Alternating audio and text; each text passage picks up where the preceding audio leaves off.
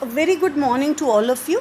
This is Poonam Mahendru, and in the previous video we have discussed the two stanza of the poem Photograph. That the first stanza was focusing on the photograph कि किस तरीके से जो poet है उन्होंने photograph को संभाल कर रखा है, and the second stanza is focusing on कि जो poet की mother हैं along with the two cousins किस तरीके से poet की mother हैं, she was so happy. Now today we'll be discussing the third and fourth stanza of the poem. It is some 20-30 years later. She'd laugh at the snapshot, see Betty and Dolly, she said, and look how they dressed us for the beach. The sea holiday was her past, mine is her laughter, both worry with the labored ease of loss. Here snapshot is indicating the photograph.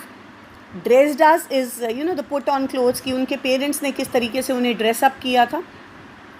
Worry is disgusted that something which is not to be which is not so good. And ease is comfort, right? And it is now what does this stanza is saying is that even 20-30 years later the mother would look at the photograph and laugh, remembering the happy moments of her past. ठीक है, ये poet सोच रही हैं कि अगर मेरी mother होती तो वो भी इस फ़ोटोग्राफ को देखकर, उस टाइम जब अपने बचपन की फ़ोटोग्राफ को देखकर वो भी वो मोमेंट्स इन्जॉय करती, मतलब अपनी पास्ट की जो मेमोरीज़ हैं उनको देखकर इन्जॉय करती और मुझे सारा डिस्क्राइब करती. But now the mother she is no more, the mother is not alive, right? Mother would look at the photograph and comment on the dresses worn by the cousins Dolly, Betty and herself. मतलब उनने जैसे जो dresses पहनी थी, चाहे वो dresses को देखकर कमेंट करती, चाहे अपने फ़ोटोग्राफ को देखकर कमेंट करती. बट पोएट रिमेंबर कर रही हैं कि अगर मेरी मदर होती तब वो इस चीज़ को मुझे ज़रूर बताती और अपनी फ़ोटोग्राफ को देखकर वो हंसती और मतलब सारा जो इंसिडेंट है वो नरेट करती. Sea holiday was her mother's past, क्योंकि अब उनकी मदर जो हैं वो नहीं हैं. And her mother laughter has become a thing of past for the poet as her mother is now dead.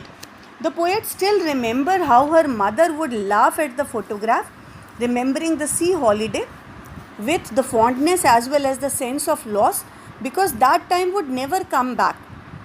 And in the same way poet feels that thinking about her mother and her laughter which has become a thing of her past. अब यहाँ पर जो word हैं labored और ease, they are opposite to each other. लेकिन अब this question is very important कि why the words, I am just reading out the question for you, that why the word labored and ease, they are opposite, but what does they describe? It is the words labor and ease, though they are opposite, but they describe the same entity, that is loss. Labored भी loss define कर रही है, ease भी loss define कर रही है. Now we'll come to the fourth stanza. Now she had been dead nearly as many years as that girl lived, and of this circumstance there is nothing to say at all. Its silence silences. अब silence का तो सबको meaning पता है, that is keeping quiet. Silences here indicate is making someone unable to speak, मतलब आप कुछ ऐसा बोल दो कि कोई दूसरा कुछ बोल ही ना पाए. Now here the poet recalls that it is nearly 12 years since her mother died. The poet is consumed with grief but is left with no words to express her loss and pain. Though the poet she is feeling very sad, लेकिन अपना वो जो loss है वो express नहीं कर पा रही हैं. She is totally absorbed in the memories of her dead mother, and the painful silence of the situations leave the poet speechless. क्योंकि उस टाइम मतलब she is remembering her mother, एक वो फोटोग्राफी थी जो उनकी मदर की मेमोरी को दिखा रही है, and मतलब she was speechless, she was unable to utter a single word.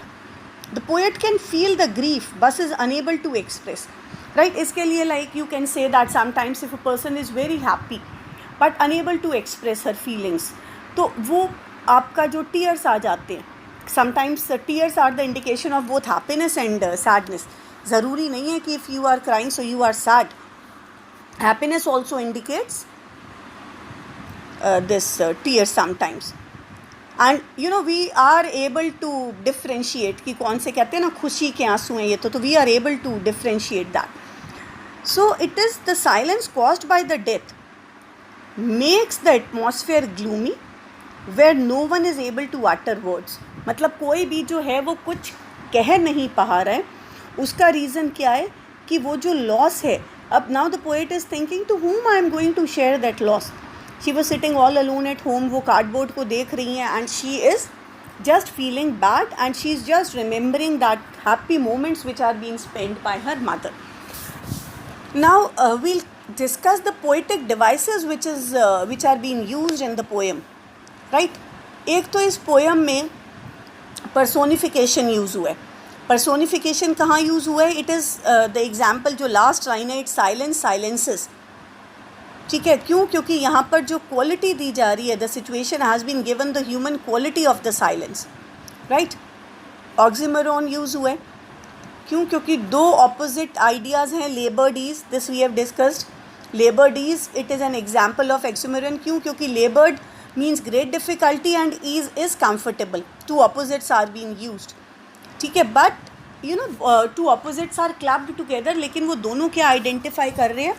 They are identifying the loss to the poet. And the third this poetic device which is being used is allusion. Now what is an allusion? It is a reference. It is an incident which is mentioning something. कि कुछ जब आप mention कर रहे हो, incidental mention of something, चाहे आप उसको directly mention करो, चाहे आप मतलब कुछ उसको imply करके mention करो, राइट? अब एग्जाम्पल इसमें एल्यूशन का क्या है? कार्डबोर्ड कि see it here the first line, it is been reflecting the cardboard shows me how it was. Here the cardboard is you know the photograph.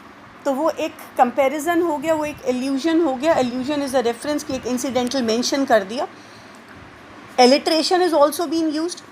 Alliteration क्या है? Alliteration, this all of us we know कि alliteration is the repetition of the initial letter. ठीक है, alliteration कहाँ use हुआ है इस poem में? That is terribly transient.